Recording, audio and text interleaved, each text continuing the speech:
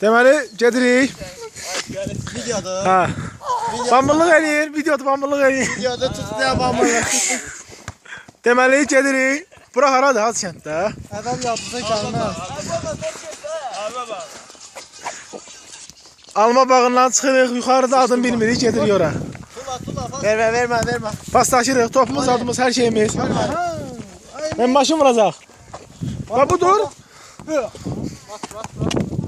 Xəyyam. Çıxın yoldan, vurdu bizi. Kavar Emir. Kavar Emir. Xaya, Balabəy. Balabəy müəllim, Balabəy müəllim. Mən kibərdə yatmışdım, nə yatdım. Balabəy müəllim. Çox sağ ol. Mən öp. Bir dənə Emin öp görsünlər. Əyani olaraq. Əla. Ayağını sübutdur. Ayağını sübut mən də öpürəm, bax. O tərbiyəsizdə gəlbir Hacı kəndə şeir eləmək. Tərbiyəsiz. Ana, xoşum gəldi. Əla, bu kamerada. Ha, bu kamerada, belə kamerada. Bəli olur. Bura şətdir. Ay yoldan çıxın. Yoldan çıxın. Yoldan çıxın. Al indi birini çəkeyim. Al bala belə çək. Kaç bin? Müziği. Hər qadınım. Özünü reklamla bir dənə qadın Mən var. sizə ürək sözlərimi deyim. Daha bizə qarşı götürən. Söyüş olmaz. Söyüş edənlər çıxsın. Daha bizə qarşı səhv elədi, cındırıq elədi. Biz də piyada gəldik. Kasıbçılığımız yuqarı olsun, nağayra. Allah etsin belə duruma düşürməz. Cındır dayına gəldi çıxdıq bura. Ha, adı cındır idi, özü yox. Öz də cındır idi. Adı yox. Hiç adamın iki adı üstüne otururdu.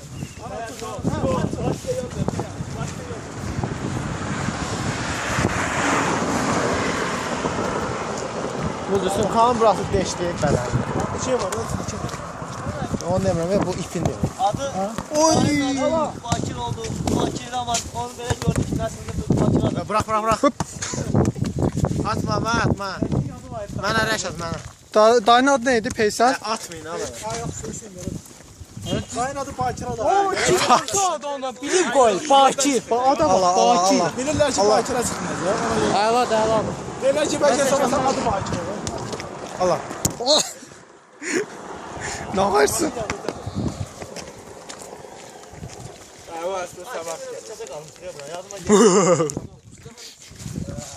Yalla verirsin.